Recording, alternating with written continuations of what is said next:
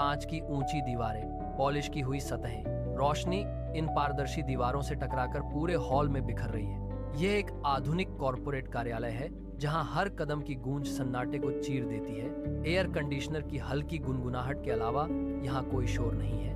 नंदिनी एक विशाल डेस्क के सामने खड़ी है। उसकी उंगलियां अपनी हथेलियों को कसकर भींच रही हैं। उसकी सांसें तेज हैं, जो उसके सीने के उतार चढ़ाव से साफ देखी जा सकती हैं। वह अपनी नजरें सामने की खाली कुर्सी पर टिकाए हुए है। घबराहट उसके चेहरे की मांसपेशियों में साफ झलक रही है। वह एक कदम आगे बढ़ाती है, लेकिन फिर ठिठक जाती है। उसके पैर फर्श पर जमी हुई परछाइयों के बीच स्थिर है। यह जगह जितनी शांत है, उतनी ही भारी भी। नंदिनी ने अपनी गर्दन थोड़ी झुकाई, जैसे वह किसी अदृश्य दबाव को महसूस कर रही हो। वह फिर से गहरी सांस लेती है, अपने कंधों को सीधा करती है और डेस्क के उस पार की ओर देखती है। सन्नाटा और गहरा हो जाता है। वह अब पीछे नहीं हट सकती।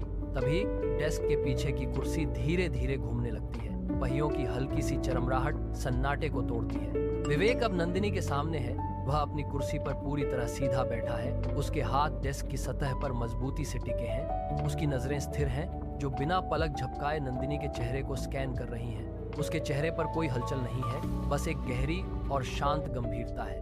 वह अपनी कुर्सी को थोड़ा और पीछे धकेलता है और खड़ा हो जाता है। उसकी लंबाई और कमरे में मौजूद फर्नीचर के बीच का अनुपात उसकी सत्ता को स्पष्ट करता है। वह एक कदम आगे बढ़ाता है। उसके जूतों की आवाज फर्श पर साफ गूंजती है। वह रुकता है, अपने हाथों को अपनी कमर के पीछे बांधता है और खिड़की से आती रोशनी की ओर देखता है। फिर वो धीरे से अपना सिर घुमाता है। उसकी आंखों में एक ऐसी चमक है जो किसी पुरानी याद को कुरेद रही है। नंदिनी के सामने अब वह व्यक्ति है जो इस पूरे साम्राज्य को नियंत्रित करता है। विवेक के चेहरे पर एक सूक्ष्म भाव आता है। हवा जैसे कमरे में थम गई है। नंदिनी की नजरें विवेक के चेहरे पर जमी हैं। वह अपनी पलकें तक नहीं झपका पा रही। उसके सामने खड़ा व्यक्ति जो इस कंपनी का सीईओ है और वह चेहरा जिसे उसने सालों पहले कहीं और देखा था, अचानक एक हो जाते हैं। नंदिनी का निचला होंठ हल्का सा कांपता है। वह एक कदम पीछे हटती है, लेकिन उसके पैर जैसे फर्श से चिपक गए हों। सन्नाटा अब इतना गहरा है कि एयर कंडीशनर की गुनगुनाहट भी शोर की तरह सुनाई दे रही है। उसकी सांसें गले में अटक गई हैं। वह अपनी उंगलियों से अपनी हथेली को इतनी जोर से दबाती है कि उसकी पोरें सफेद पड़ गई हैं। उसके माथे पर पसीने की एक बारीक बूंद उभरती है। विवेक की स्थिर मुद्रा और उसकी गहरी नजरें नंदिनी के भीतर एक तूफान पैदा कर रही हैं। वह जो देख रही है, उस पर उसका दिमाग यकीन नहीं कर पा रहा। उसके सीने का धड़कना तेज हो गया है, जो उसकी शर्ट की हलचल से साफ महसूस किया जा सकता है। वह अपना मुंह खोलती है, लेकिन गले से कोई आवाज नहीं निकलती। वह अपनी नजरें विवेक के चेहरे से हटाने की कोशिश करती है, लेकिन उसकी आंखों में एक ऐसी चुंबकत्व है जो उसे वापस वहीं खींच लाती है। समय जैसे एक बिंदु पर आकर रुक गया है। नंदिनी का गला सूख रहा है। वह एक बार फिर अपना मुंह खोलने का प्रयास करती है, लेकिन इस बार उसकी आवाज में एक स्पष्ट कंपन है। उसके होंठ आपस में टकराते हैं, जैसे शब्द बाहर आने से पहले ही लड़खड़ा रहे हों। वह अपने हाथों को अपनी बगल में कसकर दबाती है। उसकी उंगलियां उसकी हथेलियों में गड़ रही हैं। वह एक कदम और पीछे हटती है, लेकिन उसके पैर डगमगा जाते हैं। उसकी नजरें विवेक के चेहरे के हर एक निशान को बारीकी से देख रही हैं, मानो वह किसी पुराने धुंधले चित्र को हकीकत में बदलने की कोशिश कर रही हो। अंततः वह हकलाते हुए बोलती है। उसकी आवाज कमरे के सन्नाटे में एक टूटे हुए कांच की तरह गूंजती है। वह कहती है, विवेक, तुम यहाँ, तुम इस कंपनी के सीईओ हो। उसके शब्द हवा में लटक जाते हैं। वह अपनी बात पूरी करने के बाद भी अपनी सांसें थामे हुए है, जैसे उसे उम्मीद हो कि यह कोई भ्रम है जो अभी गायब हो जाएगा। उसकी आंखों में अविश्वास की एक गहरी लहर दौड़ रही है। वह अपनी पलकें तेजी से झपकाती है, जैसे किसी धुंधलेपन को साफ करने की कोशिश कर रही हो। उसके चेहरे की मांसपेशियां तनाव से खिंची हुई हैं। वह विवेक की ओर एक बार फिर देखती है। इस बार उसकी नजरों में सवाल और गहरा हो गया है। वह अभी भी उस व्यक्ति को स्वीकार नहीं कर पा रही है जो उसके सामने खड़ा है। विवेक अपनी कुर्सी पर थोड़ा पीछे झुकता है। वह अपनी उंगलियों को मेज पर आपस में फंसाता है। उसके चेहरे पर एक बहुत ही धीमी और स्थिर मुस्कान फैलती है। यह मुस्कान कोई खुशी नहीं, बल्कि एक पुरानी याद का प्रतिबिंब है। वह अपनी नजरें नंदिनी के चेहरे से बिल्कुल नहीं हटाता। कमरे का तापमान जैसे अचानक गिर गया है। विवेक अपनी कुर्सी को धीरे से घुमाता है। वह अपनी आवाज को बिल्कुल सपाट और शांत रखता है। वह कहता है, हाँ, वही चाय वाला। इन शब्दों के साथ ही कमरे की हवा में एक भारीपन सा आ जाता है। नंदिनी के हाथ जो पहले से कांप रहे थे, अब पूरी तरह से स्थिर हो गए हैं। वह अपनी सांसों को रोक लेती है। विवेक की यह स्वीकारोक्ति कमरे के सन्नाटे को और अधिक गहरा कर देती है। वह अपनी मेज पर रखे पेन को उठाता है और उसे अपनी उंगलियों के बीच घुमाने लगता है। उसकी हर एक हरकत नपी तुली है। वह नंदिनी की ओर एक कदम और करीब झुकता है। नंदिनी के माथे पर पसीने की बूंदें और साफ दिखाई देने लगती हैं। वह अपना संतुलन बनाने के लिए मेज के किनारे को मजबूती से पकड़ लेती है। विवेक अपनी कुर्सी को एक झटके के साथ मेज की ओर सरकाता है। वह अपने सामने रखे फाइलों के ढेर को व्यवस्थित करता है। उसकी उंगलियां अब पेन के साथ नहीं खेल रही हैं, बल्कि वे मेज पर मजबूती से टिकी हैं। वह अपनी नजरें नंदिनी के चेहरे से हटाकर सीधे उसके बायोडाटा पर केंद्रित करता है। कमरे की हवा में घुला वह पुराना तनाव अब एक सख्त पेशेवर अनुशासन में बदल चुका है। विवेक की पीठ सीधी हो जाती है। वह अपने सामने रखे कंप्यूटर की स्क्रीन को थोड़ा झुकाता है ताकि वह नंदिनी की ओर न देख सके। वह एक गहरी सांस लेता है। उसकी आवाज अब पहले जैसी व्यंग्यात्मक नहीं, बल्कि पूरी तरह से ठंडी और औपचारिक है। वह बिना सिर उठाए कहता है, इंटरव्यू शुरू करते हैं। वह अपनी मेज पर रखे एक बटन को दबाता है, जिससे कमरे में हल्की सी बीप की आवाज गूंजती है। वह नंदिनी की ओर इशारा करते हुए अपनी कुर्सी पर पीछे की ओर झुकता है।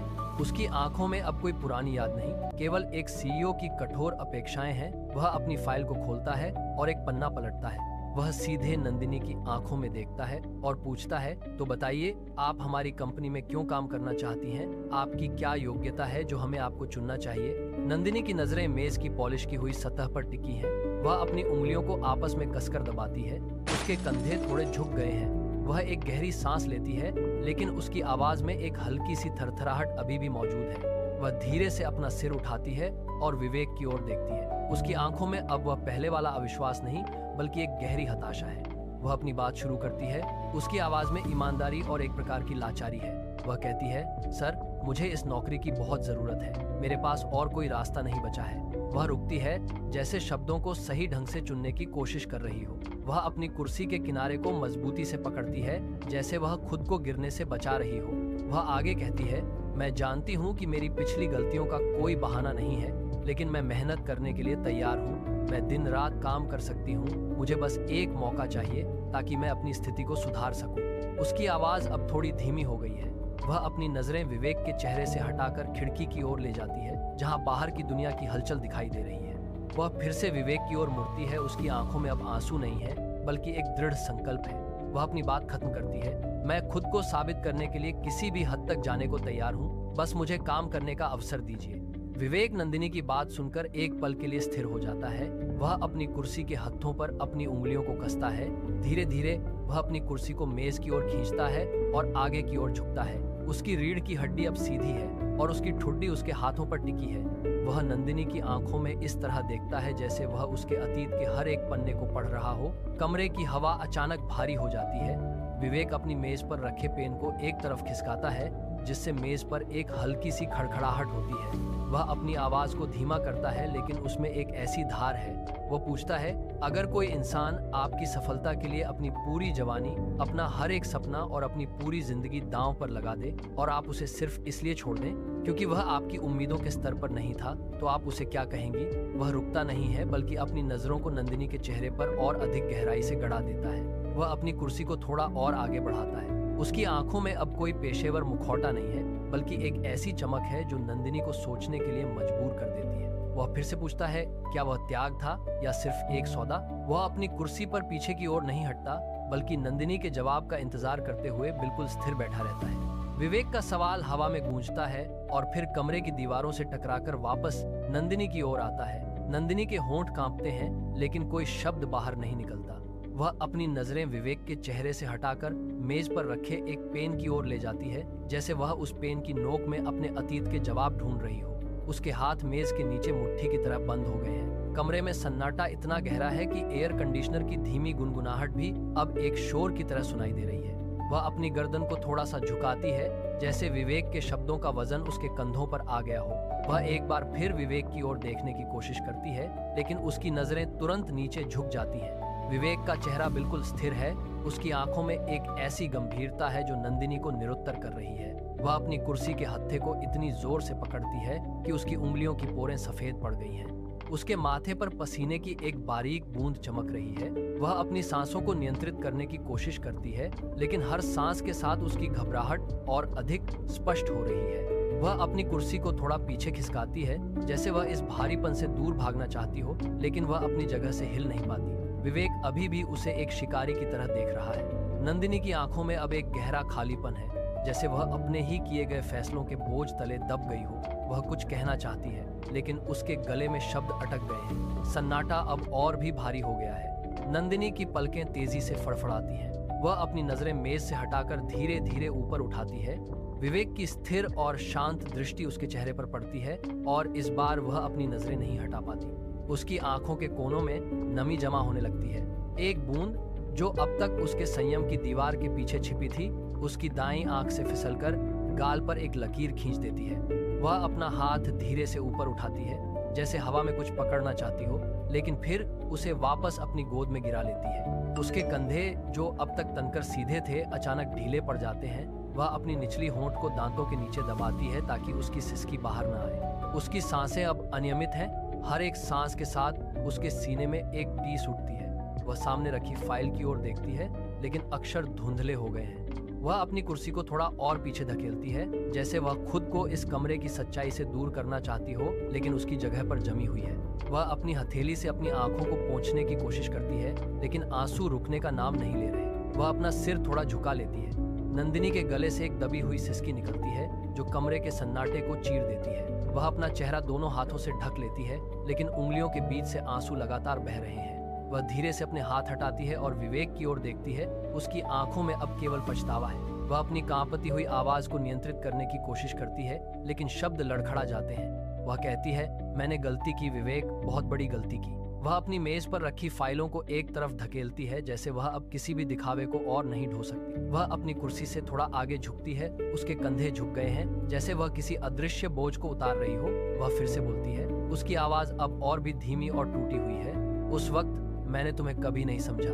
मैंने सिर्फ अपनी दुनिया देखी, अपनी महत्वाकांक्षाएं देखी, लेकिन तुम्हारी मेहनत को कभी नहीं पहचाना। वह अपनी नजरें विवेक के चेहरे पर टिकाए रखती है, जैसे वह अपने अतीत के हर उस पल को याद कर रही हो जिसे उसने खो दिया था। वह एक गहरी सांस लेती है, लेकिन उसकी छाती अभी भी भारी है। उसकी उंगलियां मेज के किनारे को कसकर पकड़ लेती हैं, जैसे वह खुद को गिरने से बचा रही हो। वह अपनी गलती को पूरी तरह स्वीकार करती है। उसकी आंखों में अब कोई बचाव नहीं है, केवल एक गहरी सच्चाई है। वह कहती है, मैंने तुम्हें सिर्फ एक चाय वाला समझा, कभी ये नहीं देखा कि तुम क्या बन सकते थे। मैंने तुम्हें खो दिया और आज मैं उसी का परिणाम भुगत रही हूँ। विवेक अपनी कुर्सी से धीरे धीरे उठता है। वह अपने दोनों हाथों को मेज पर टिकाता है, फिर सीधे खड़ा हो जाता है। उसकी लंबाई और कमरे में उसकी मौजूदगी का दबाव अचानक बढ़ जाता है। वह नंदिनी की ओर एक कदम बढ़ाता है, लेकिन उसके चेहरे पर कोई क्रोध नहीं है। वह अपनी नजरें नंदिनी के चेहरे पर टिकाए रखता है। वह शांत स्वर में बोलता है, गलती तुम्हारी नहीं थी नंदिनी, यह तुम्हारी सोच थी। वह थोड़ा रुकता है, खिड़की की ओर मुड़ता है और बाहर की ओर देखते हुए अपनी बात जारी रखता है। तुमने उस समय सिर्फ मेरा स्तर देखा था। तुमने देखा कि मैं क्या काम करता हूँ, मेरी आर्थिक स्थिति क्या है और मेरी पहचान क्या है। वह वापस मुड़ता है और मेज के पास आकर रुक जाता है। उसकी आवाज में एक सूक्ष्म धार है जो हर शब्द को वजन देती है। लेकिन तुमने कभी मेरी मेहनत को नहीं देखा। तुमने यह नहीं देखा कि मैं उस चाय की दुकान पर खड़े होकर भी क्या सपने बुन रहा था। वह अपनी उंगलियों से मेज को थपथपाता है, जैसे किसी पुरानी लय को याद कर रहा हो। तुमने जिसे छोटा समझा, मैंने उसी को अपनी नींव बनाया। तुमने स्तर को प्राथमिकता दी और मैंने उस स्तर तक पहुंचने के लिए की गई मेहनत को, तुमने मुझे पहचानने का मौका खो दिया था। पूरा कार्यालय जैसे एक पल के लिए जम गया है। कर्मचारी अपनी कंप्यूटर स्क्रीन से नजरें हटाकर विवेक और नंदिनी की ओर देख रहे हैं। कोई भी अपनी सांस लेने की आवाज तक नहीं कर रहा है। विवेक की नजरें नंदिनी के चेहरे पर टिकी हैं, जो अभी भी आंसुओं से भीगी हुई है। वह एक लंबी सांस लेता है। उसके चेहरे की कठोरता अचानक गायब हो जाती है। वह अपनी दाईं ओर मुड़ता है, जहां एचआर विभाग का प्रमुख अपनी फाइल लेकर खड़ा है। विवेक की आवाज पूरे कमरे में गूंजती है, स्थिर और स्पष्ट। वह कहता है, एचआर, इन्हें ऑफर लेटर दे दो। यह शब्द जैसे किसी बम की तरह कमरे में फटते हैं। एचआर प्रमुख के हाथ हवा में ही रुक जाते हैं। उसकी आंखें फटी की फटी रह जाती हैं। विवेक की उंगलियां मेज पर रखी पेन को धीरे से घुमाती हैं, मानो उसने अभी बस एक मामूली सा काम पूरा किया हो। वह नंदिनी की ओर वापस मुड़ता है। नंदिनी की आंखें अब पूरी तरह से चौड़ी हो गई हैं। वह कांपते हुए अपने होंठ खोलती है, लेकिन कोई शब्द नहीं निकलता। विवेक की आंखों में एक अजीब सी शांति है। वह अपनी जगह से थोड़ा और आगे बढ़ता है और एचआर प्रमुख की ओर इशारा करते हुए फिर से दोहराता है, सुन लिया ना, प्रक्रिया पूरी करो। नंदिनी अपनी जगह पर स्थिर खड़ी है। उसके हाथ कांप रहे हैं और वह अपनी उंगलियों को आपस में मजबूती से फंसा लेती है। एचआर प्रमुख का फाइल आगे बढ़ाना उसे किसी धुंधली तस्वीर जैसा लग रहा है। वह एक कदम पीछे हटती है, जैसे किसी अदृश्य झटके ने उसे पीछे धकेल दिया हो। उसकी नजरें मेज पर रखे ऑफर लेटर पर टिकी हैं, लेकिन वह उसे छूने की हिम्मत नहीं जुटा पा रही है। कमरे में मौजूद बाकी कर्मचारी अब अपनी कुर्सियों से पूरी तरह उठ चुके हैं। कोई भी कुछ नहीं बोल रहा, बस सन्नाटा है जो धीरे धीरे भारी होता जा रहा है। नंदिनी धीरे से अपना सिर उठाती है और विवेक की ओर देखती है। उसकी आंखों में अभी भी वही पुरानी घबराहट है, लेकिन अब उसमें एक गहरा अविश्वास भी जुड़ गया है। वह धीमी और कांपती आवाज में पूछती है, तुम मुझे नौकरी दे रहे हो? सब कुछ होने के बाद भी क्या तुम्हें याद नहीं कि मैंने क्या किया था? वह अपनी सांस को नियंत्रित करने की कोशिश करती है, लेकिन उसके सीने का उभार साफ बता रहा है कि वह कितनी उत्तेजित है। विवेक अपनी जगह पर शांत खड़ा है, उसके चेहरे पर कोई शिकन नहीं है। वह बस नंदिनी की ओर देख रहा है, जैसे किसी पुरानी किताब का कोई पन्ना पढ़ रहा हो।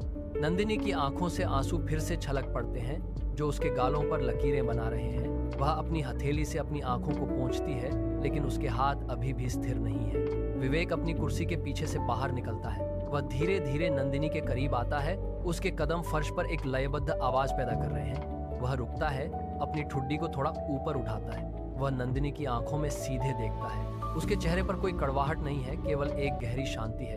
वह अपनी आवाज को धीमा और स्पष्ट रखता है। वह कहता है, मैं बदला लेने में नहीं, बल्कि अपना स्तर बनाने में विश्वास रखता हूँ। वह एक पल के लिए रुकता है, फिर वह आगे जोड़ता है, अगर मैं भी तुम्हारी तरह सोचता तो आज यहाँ नहीं होता। उसके शब्द सीधे नंदिनी के दिल पर चोट करते हैं। वह अपनी नजरें झुका लेती है। कार्यालय में अब फुसफुसाहटें बंद हो गई हैं। विवेक वापस अपनी मेज की ओर मुड़ता है। वह खिड़की की ओर इशारा करता है, जहां बाहर की रोशनी सीधे उसके चेहरे पर पड़ रही है। नंदिनी अब कांपना बंद कर चुकी है। वह एक गहरी सांस लेती है और उसके आंसुओं की धार अब रुकने लगी है। नंदिनी के चेहरे पर अब वह पुरानी हताशा नहीं है। उसकी आंखों से बहते आंसू अब गर्म और भारी नहीं, बल्कि ठंडे और शांत हैं। वह धीरे से अपना सिर ऊपर उठाती है और उसकी नजरें विवेक के चेहरे पर टिक जाती हैं। वह एक कदम आगे बढ़ती है। उसके पैर अब लड़खड़ा नहीं रहे हैं। वह अपने दोनों हाथों को जोड़ती है। उसकी उंगलियां आपस में कसकर जुड़ी हुई हैं। वह अपनी आवाज को स्थिर करने की कोशिश करती है, लेकिन उसमें अभी भी एक हल्की सी थरथराहट बाकी है। वह कहती है, धन्यवाद विवेक, और मुझे माफ कर दो, मैंने तुम्हें कभी नहीं समझा। उसके शब्द कमरे के सन्नाटे में गूंजते हैं। वह अपनी नजरें झुका लेती है, लेकिन इस बार यह शर्मिंदगी के कारण नहीं, बल्कि सम्मान के कारण है। वह गहरी सांस लेती है। उसके सीने का भारीपन धीरे धीरे कम हो रहा है। विवेक उसकी ओर देखता है। उसके चेहरे पर एक गहरी और स्थिर मुस्कान है। नंदिनी अपनी आंखों को पोंछती है। उसके चेहरे की मांसपेशियां अब ढीली पड़ गई हैं। वह उस ऑफर लेटर को अपने हाथों में मजबूती से थाम लेती है, जैसे वह उसके भविष्य की पहली सीढ़ी हो। वह एक बार फिर विवेक की ओर देखती है और इस बार उसकी आंखों में एक नई चमक है। वह अपनी जगह पर सीधी खड़ी होती है। उसके कंधे अब झुके हुए नहीं हैं। वह धीरे से सिर हिलाती है और फिर वापस मुड़कर दरवाजे की ओर बढ़ने की तैयारी करती है। विवेक नंदिनी के करीब आता है। वह अपनी मेज पर रखे पेन को उठाता है और उसे धीरे से घुमाता है। उसकी आवाज अब पहले से अधिक कोमल है, जैसे वह किसी पुराने मित्र को जीवन का सार समझा रहा हो। वह कहता है, माफी मांगने से बीता हुआ कल नहीं बदलता नंदिनी, लेकिन आज की गई मेहनत से आने वाला कल जरूर बदल सकता है। वह एक पल के लिए रुकता है। उसकी नजरें नंदिनी के चेहरे पर टिकी हैं। वह आगे जोड़ता है, जिसने तुम्हें कभी छोटा समझा या छोड़ा, उससे आगे निकलना ही तुम्हारी असली जीत है। इतनी ऊंचाई हासिल करो कि उसे अपनी गलती का एहसास खुद हो जाए। नंदिनी सिर हिलाती है। उसके हाथों की पकड़ ऑफर लेटर पर और मजबूत हो जाती है। नंदिनी सिर हिलाती है। वह अपनी पीठ सीधी करती है। उसके कंधों का बोझ अब गायब हो चुका है। वह विवेक की आंखों में देखती है, जहां अब कोई शिकायत नहीं, केवल एक नई शुरुआत का संकेत है। वह धीरे से मुड़ती है। उसके कदम अब फर्श पर मजबूती से पड़ रहे हैं। वह कार्यालय के दरवाजे की ओर बढ़ती है। उसकी चाल में एक नई लय है। वह पीछे मुड़कर नहीं देखती। उसके चेहरे पर अब एक शांत मुस्कान है, जो उसके भीतर पनप रहे संकल्प को दर्शाती है। वह दरवाजे के हैंडल को पकड़ती है, उसे नीचे दबाती है और बाहर की ओर कदम बढ़ा देती है। उसके जाने के बाद कमरे में केवल विवेक की स्थिर उपस्थिति और काम की हल्की गुनगुनाहट बाकी रह जाती है। नंदिनी के जाने के बाद कैबिन में एक गहरा सन्नाटा पसर जाता है। विवेक अपनी कुर्सी से उठता है। उसके चलने की आवाज फर्श पर धीमी और स्थिर है। वो मेज के चारों ओर घूमता है और धीरे धीरे खिड़की की ओर कदम बढ़ाता है। बाहर की दुनिया का शोर कांच की दीवार के उस पार धुंधला सा सुनाई दे रहा है। वह अपना हाथ खिड़की के ठंडे फ्रेम पर रखता है और बाहर क्षितिज की ओर देखता है। उसके पीछे की दीवार पर लगा विवेक स्पोर्ट्स का लोगो नीली और सफेद रोशनी में चमक रहा है। रोशनी की चमक उसके चेहरे पर पड़ती है, जिससे उसकी आंखों की गहराई और स्पष्ट हो जाती है। वह एक लंबी सांस लेता है। वह अपनी उंगलियों को खिड़की के कांच पर धीरे से फेरता है, जैसे वह किसी अदृश्य मानचित्र को ट्रेस कर रहा हो। उसके चेहरे पर एक गहरी संतुष्टि है। वह उस लोगों की ओर मुड़ता है जो उसकी वर्षों की मेहनत का प्रतीक है। लोगों की चमक उसके कंधों के पीछे एक आभा बनाती है। वह अपनी जगह पर स्थिर खड़ा रहता है। उसकी नजरें अब भी दूर के क्षितिज पर टिकी हैं। कमरे की रोशनी धीरे धीरे मध्यम होती है। विवेक खिड़की के पास स्थिर खड़ा है। उसकी नजरें शहर की उन ऊंचाइयों पर टिकी हैं जिन्हें उसने अपनी मेहनत से छुआ है। उसके पीछे चमकता लोगो अब कमरे के सन्नाटे में एक गूंज की तरह है। वह अपनी हथेली को कांच से हटाता है और धीरे से मुड़ता है। उसके चेहरे पर कोई गर्व नहीं, बस एक गहरी शांति है। कैमरा धीरे धीरे पीछे हटता है, जिससे वह विशाल केबिन और उसके भीतर की सादगी पूरी तरह फ्रेम में आ जाती है। वह एक बार फिर खिड़की के बाहर देखता है, जहां सूरज की पहली किरणें इमारतों को छू रही हैं। सन्नाटा गहरा होता है और तभी एक शांत, गंभीर वॉइस ओवर गूंजता है। आवाज कहती है, कभी किसी को छोटा मत समझना, क्योंकि वही एक दिन इतिहास लिखता है। स्क्रीन धीरे धीरे काली होने लगती है। लोगों की नीली रोशनी आखिरी बार चमकती है और फिर ओझल हो जाती है। भाइयों तथा बहनों, हम यहाँ पर अपनी कहानी पूरी करते हैं। इस चैनल पर आपको motivation, life lesson and funny story मिलेगी। अगर ये कहानी आपको महसूस हुई है तो लाइक कमेंट कर दीजिए और लाइफ लेसन से जुड़ने के लिए सब्सक्राइब करके बेल आइकॉन जरूर दबा दीजिए, क्योंकि ऐसी पावरफुल स्टोरीज हम रोज लाते हैं।